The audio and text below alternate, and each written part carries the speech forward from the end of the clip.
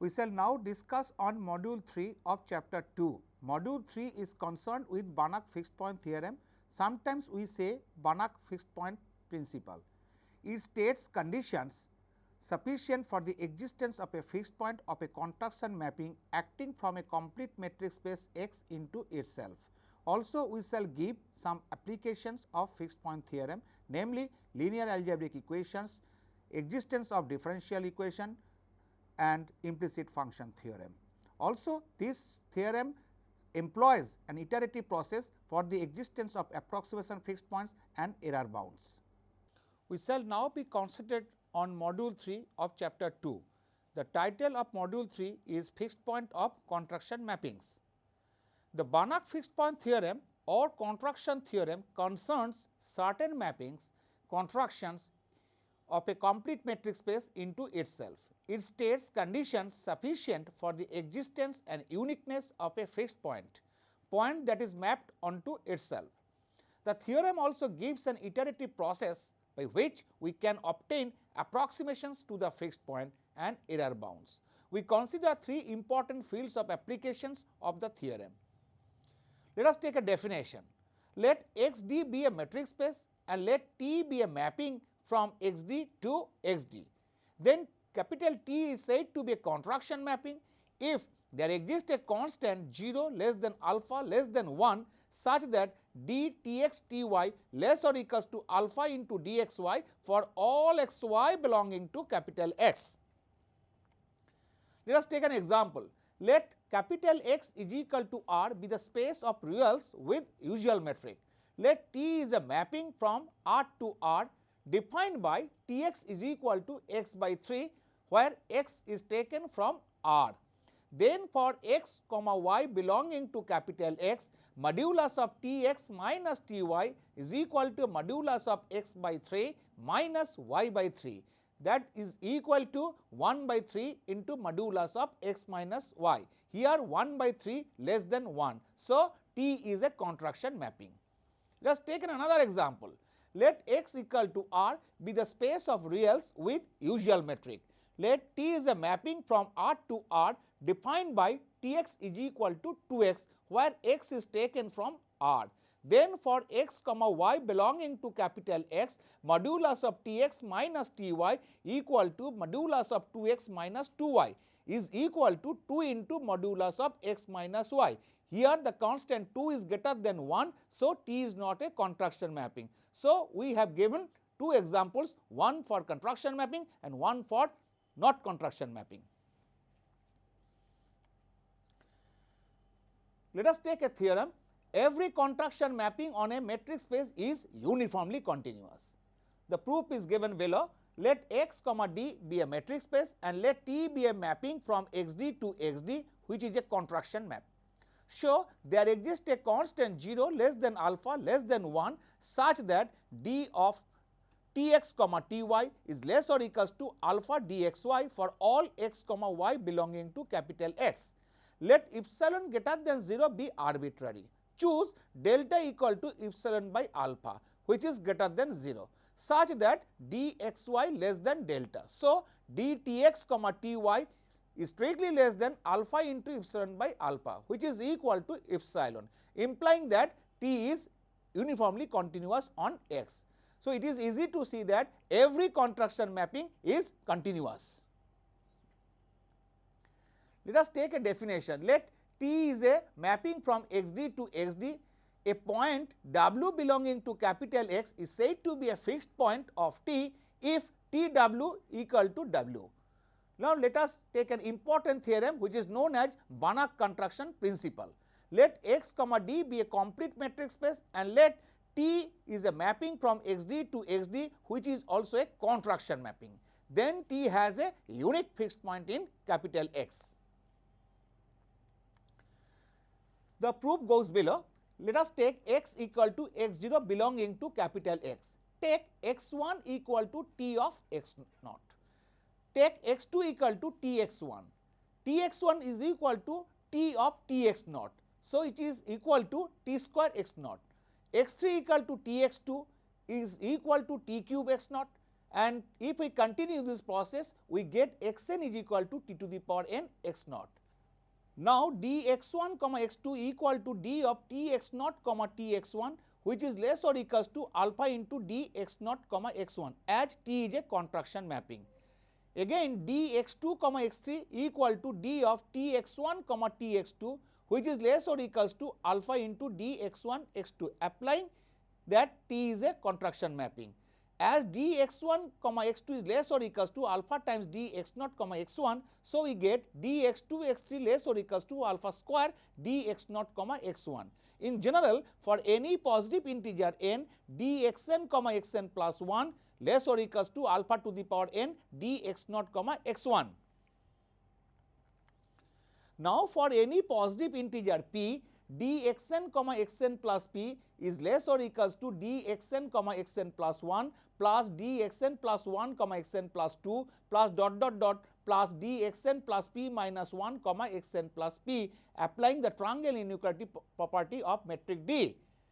Now dxn comma xn plus p is less or equals to alpha to the power n dx0 x1 plus alpha to the power n plus 1 dx0 comma x1 plus dot dot dot plus alpha to the power n plus p minus 1 dx0 comma x1, because d of xn comma xn plus 1 less or equals to alpha to the power n dx0 comma x1 and so on, which is equal to alpha to the power n plus alpha to the power n plus 1 plus dot dot dot plus alpha to the power n plus p minus 1 into dx0 comma x1 is equal to alpha to the power n minus alpha to the power n plus p divided by 1 minus alpha into dx0 comma x1, which is equal to alpha to the power n into 1 minus alpha to the power p divided by 1 minus alpha into dx0 comma x1, as alpha less than 1, alpha to the power p less than 1, so 1 minus alpha to the power p is less than 1.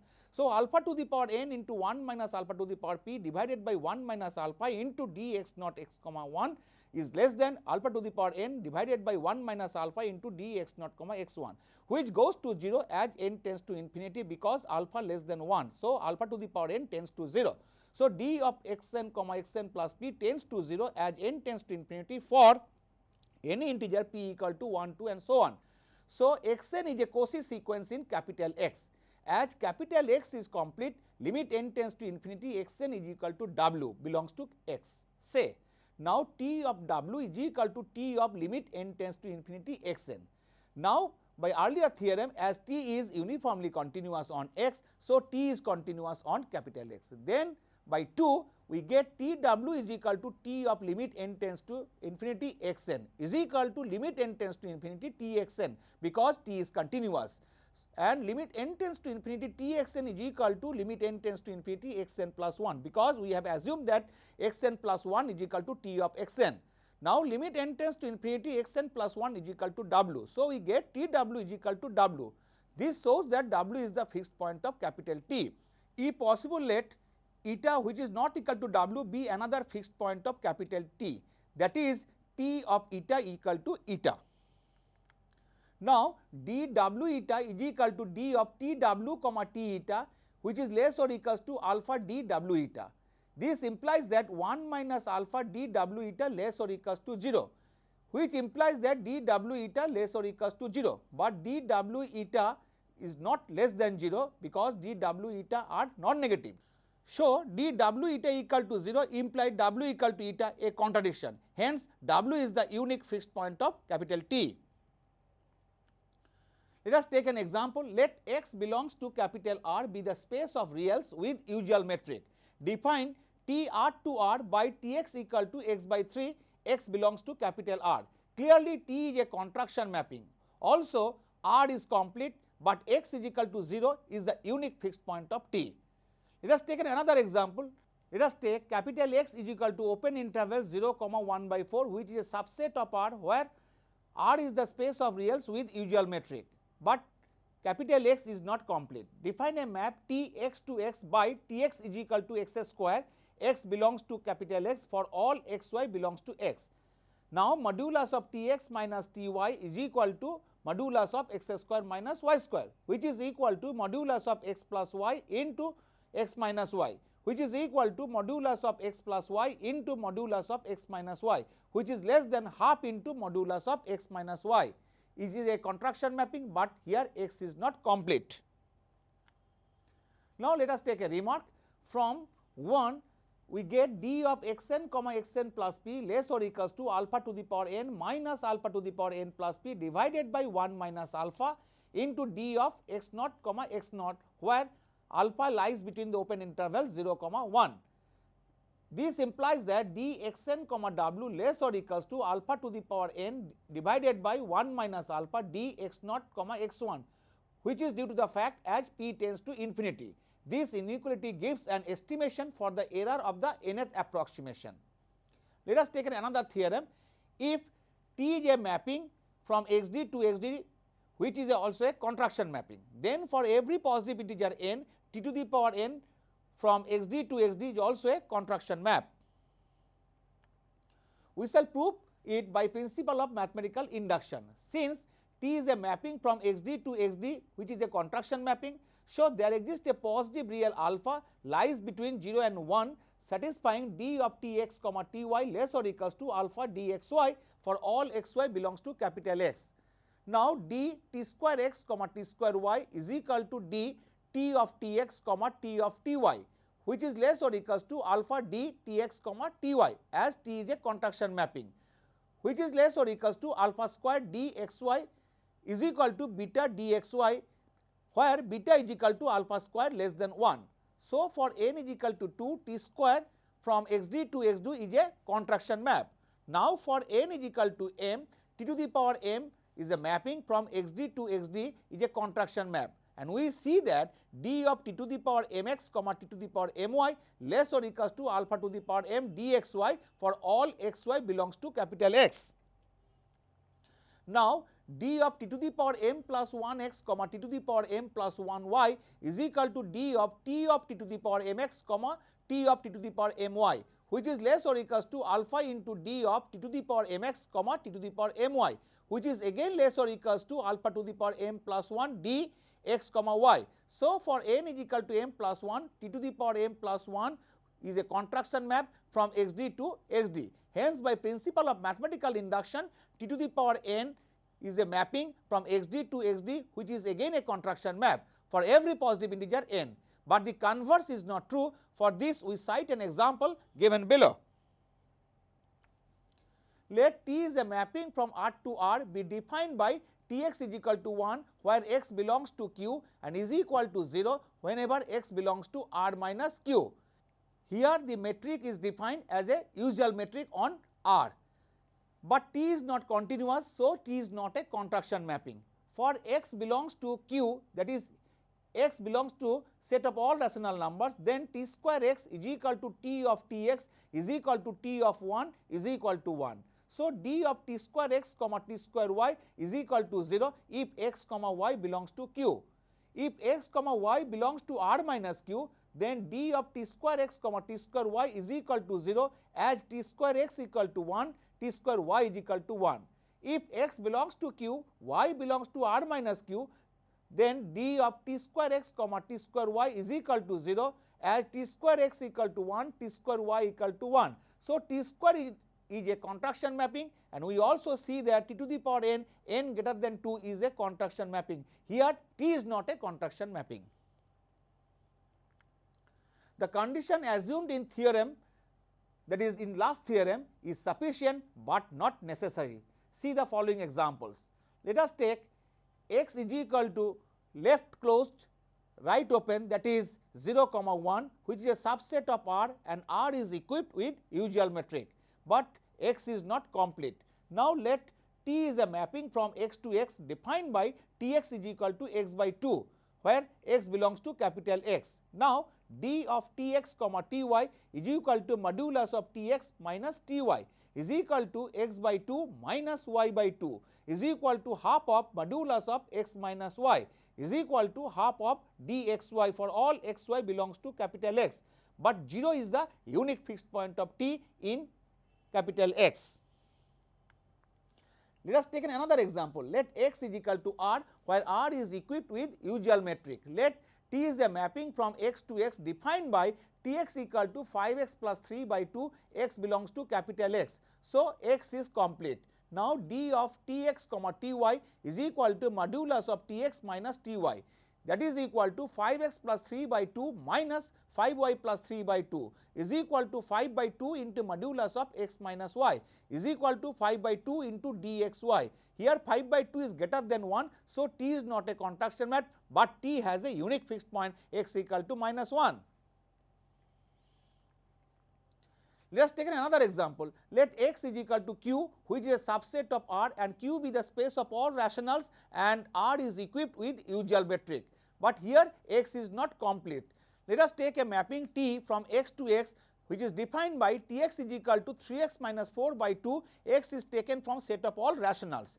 Now d of Tx comma Ty is equal to modulus of Tx minus Ty is equal to 3 by 2 modulus of x minus y, which is equal to 3 by 2 into dxy for all xy belongs to set of all rationals q. Here T is not a contraction mapping, but x is equal to 4 is the unique fixed point of T in x.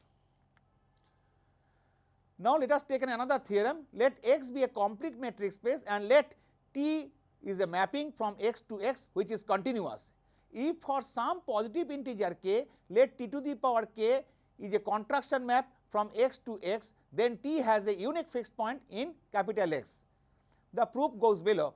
Let us take f equal to T to the power k, then f is a mapping from x to x which is a contraction mapping. So by the earlier theorem, f has a unique fixed point, say w in x. So for some x naught belongs to capital X, we get limit n tends to infinity f to the power n x naught is equal to w. It follows by the proof of the Banach contraction principle, and this implies that limit n tends to infinity t to the power k whole to the power n of x naught is equal to w. This implies that limit n tends to infinity t to the power k n x naught equal to w, and this implies that limit n tends to infinity t to the power k n plus 1 of x naught is equal to w. This equation is named as 3.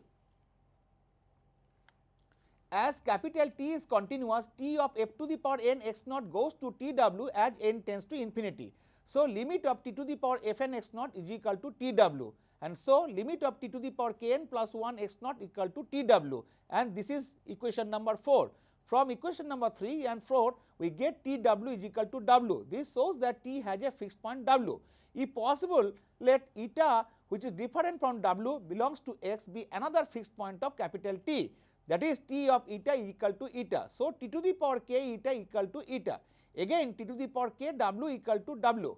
Thus w and eta are the fixed points of T to the power k, and hence of capital F, which is a contradiction to the fact that F has a unique fixed point w. So w is the unique fixed point of capital T.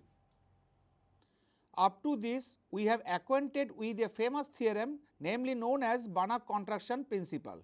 This theorem employs an iterative process by which we can get a fixed point, and not only the fixed point, we get a existence of unique fixed point.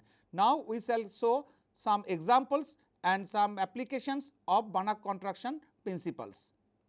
We shall now discuss on applications of Banach fixed point theorem. We shall discuss first application on system of linear algebraic equations. Consider a system of linear algebraic equations as eta I equal to sigma j equal to 1 to n aij wj plus bi I equal to 1 to up to n, where aij and bi are real constant such that sigma j equal to 1 to n modulus of aij less or equals to alpha less than 1, for each I equal to 1 to up to n where alpha is a real number.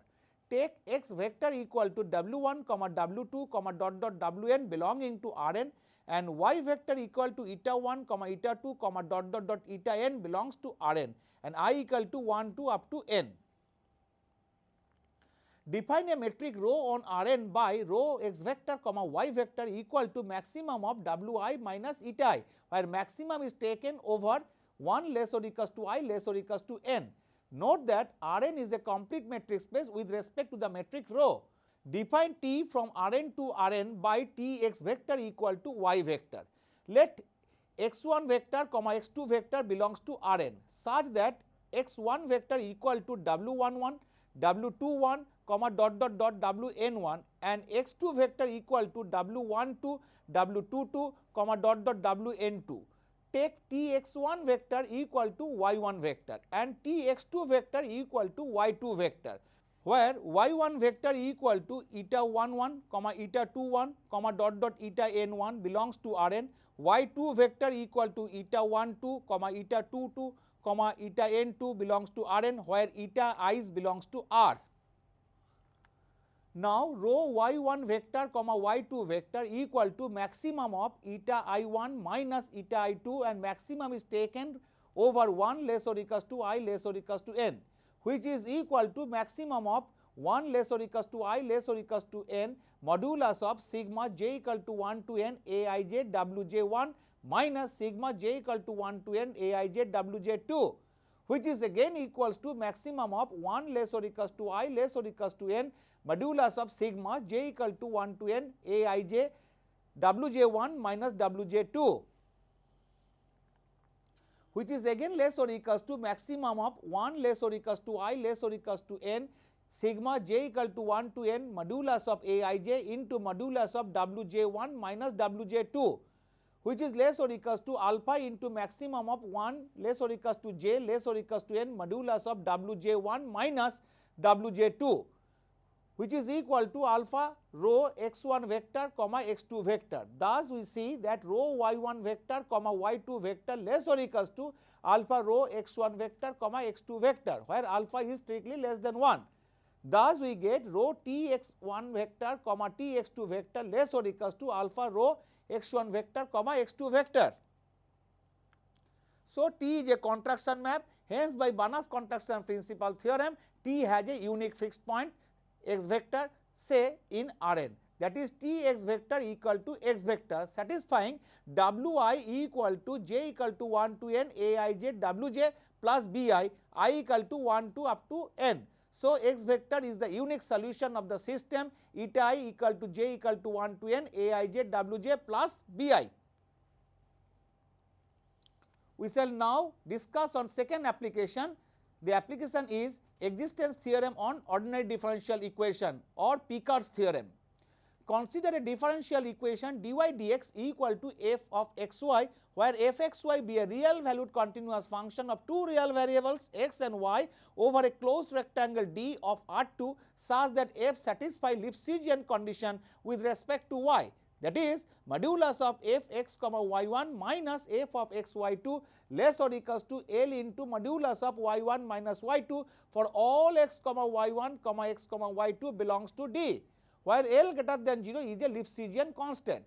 Let x naught y naught be an interior point of D, then there is a positive real T and unique solution y equal to phi x in the neighborhood of closed interval x0 minus t x0 plus t of x naught and continuous in closed interval x naught minus t x naught plus t such that y naught equal to phi x naught and ddx of phi x is equal to f of x phi x in the neighborhood of closed interval x naught minus t x naught plus t of x naught. We shall prove the existence of continuous function phi x such that ddx of phi x equal to f of x phi x in the neighborhood of closed interval x naught minus t x naught plus t of x naught such that y naught equal to phi x naught. It is equivalent to find out the function phi x equal to y naught plus integration x naught to x f t phi t dt, and t phi t belongs to capital D in the neighborhood of closed interval x naught minus t x naught plus t such that y naught equal to phi x naught. Now, consider a closed circular disk U centered at x naught y naught with some positive radius such that U is a subset of capital D. Now, f is continuous over U. Let m is equal to supremum of modulus of f xy, xy belongs to U, which is less than infinity, that is m is bounded. Now, choose any two positive reals t and delta such that number 1 0 less than t less than 1 by L, number 2 mt less or equals to delta, number 3 closed set x naught minus t x naught plus t y naught minus delta y naught plus delta is within U. Now, consider the class of all real valued continuous function from the closed interval x naught minus t x naught plus t to the closed interval y naught minus delta comma y naught plus delta, and let this class be denoted by capital E, that is E is equal to class of all functions phi from closed interval x naught minus t comma x naught plus t to y naught minus delta to y naught plus delta. So, E is a subset of C x naught minus t comma x naught plus t. Note that C x naught minus t comma x naught plus t is a complete metric space, but E is considered as a subspace metric space of C x naught minus t comma x naught plus t, which is the collection of all real valued continuous function over the closed interval x naught minus t comma x naught plus t. We shall now prove that capital E is complete. So, it is sufficient to show E is closed. We know that in a metric space every closed subset of a complete metric space is always complete. So, we are to show that E equal to E bar. Obviously, E is a subset of E bar. Now, we shall show that E bar is a subset of E. Let us take H belongs to E bar. So, there exists a sequence of continuous function Fn taken from capital E such that limit n tends to infinity Fn is equal to H.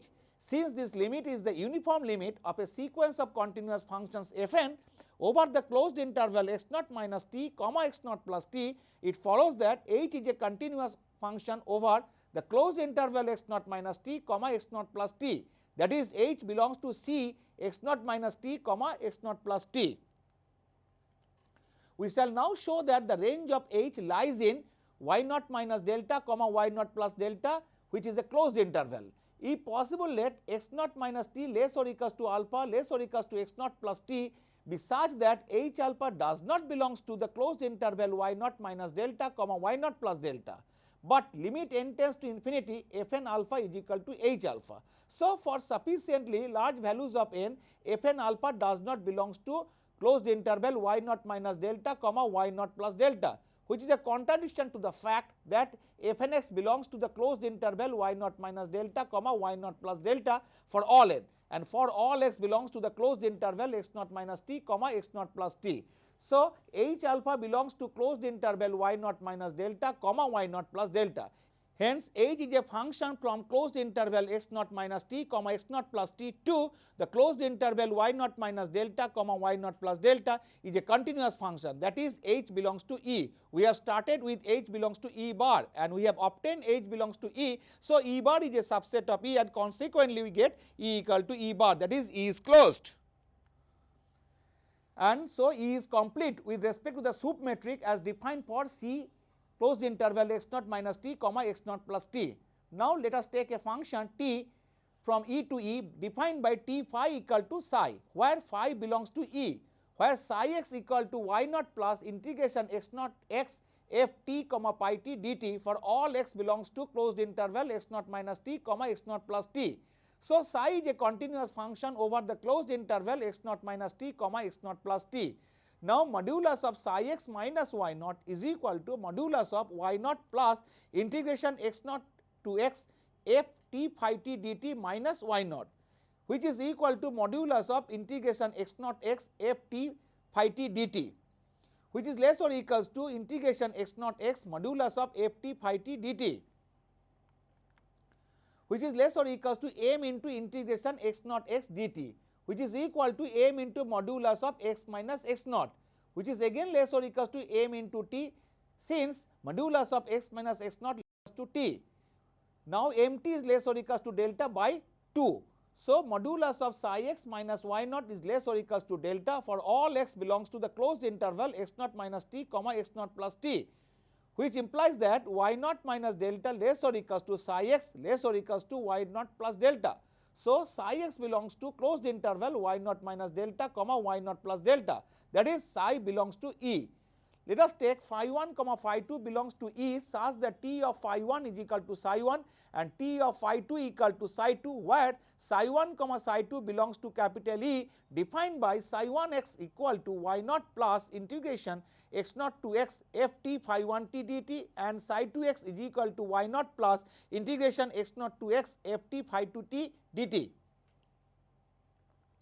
So, modulus of psi 1 x minus psi 2 x is equal to modulus of integration x naught to x f t phi 1 t dt minus integration x naught to x f t phi 2 t dt is equal to modulus of integration x naught to x ft phi 1 t minus ft phi 2 t dt, which is again less or equals to integration x naught to x modulus of ft phi 1 t minus ft phi 2 t dt, which is again less or equals to L into x naught to x modulus of phi 1 t minus phi 2 t dt, because f satisfies Lipschitzian condition with respect to the second variable.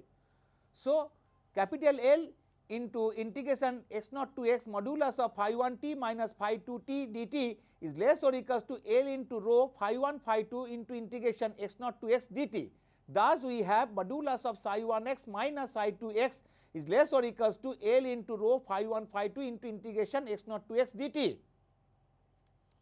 Hence, supremum of modulus of psi 1 x minus psi 2 x, supremum is taken over all such points x taken from closed interval x naught minus t comma x naught plus t is less or equals to L into t into rho into phi 1 comma phi 2, which implies that rho psi 1 comma psi 2 less or equals to L into t rho phi 1 comma phi 2, which implies that rho t phi 1 comma t phi 2 less or equals to L into t rho phi 1 comma phi 2, but L into t is strictly less than 1 as we have assumed. So, t is a contraction mapping, hence by Banach contraction principle theorem t has a unique fixed point in E, say phi belongs to capital E, that is t phi equal to phi. So, phi x is equal to y naught plus integration x naught to x ft phi t dt, where y naught equal to phi x naught. What we wanted to prove, that has been established. Now, we shall discuss on third application of Banach contraction principle. The third application is on implicit function theorem. The statement of implicit function theorem looks like this: let g x comma y be a real valued continuous function of two real variables x comma y with a continuous partial derivative g y x y of g x y with respect to the second variable y, such that g y x y is not equal to 0 in some square of R2 with center x naught comma y naught, such that g x naught comma y naught is equal to 0. Then there exists a unique continuous function y equal to phi x in the neighborhood of x naught, such that g x comma phi x equal to 0 with y naught equal to phi x naught. The above statement can also be written in the following equivalent way, and we apply a suitable transformation h x y equal to y minus y naught minus g x y divided by g y x naught y naught, where g y x naught y naught equal to 0 already been assumed. Thus, the above statement becomes h x y is a real valued continuous function of two variables x and y in a closed square of R2 with center x naught comma y naught, such that h x naught y naught equal to 0 and h y x naught y naught is equal to 0. Now, h y x y exists and continuous in square with center x naught comma y naught in R2. So, for every epsilon greater than 0, modulus of h y x y minus h y x naught y naught is strictly less than epsilon whenever x comma y belongs to some square with center x naught comma y naught, but h y x naught y naught equal to 0. Thus, we get modulus of h y x y less or equals to epsilon whenever x comma y belongs to some square with center x naught comma y naught. Let us consider a square n is equal to x naught minus d comma x naught plus d semicolon y naught minus d comma y naught plus d of R2 where d greater than 0. So, we may assume that modulus of h y x y less or equals to half whenever x comma y belongs to capital N. Again, let us choose a real d1 greater than 0 such that d1 less than d. Take n1 is equal to closed interval x naught minus d1 comma x naught plus d1. But h x comma y naught is a continuous function of x in capital N. So, h x comma y naught is continuous at x naught in n1, but h x naught comma y naught equal to 0. So, modulus of h x comma y naught minus h x naught comma y naught less or equals to half into d whenever x belongs to n1. This implies that modulus of h x comma y naught less or equals to half into d whenever x belongs to n1, because h x naught y naught equal to 0 has been assumed. Let us take capital N2 is equal to closed interval y naught minus d comma y naught plus d. Then capital N2 is the neighborhood of y naught.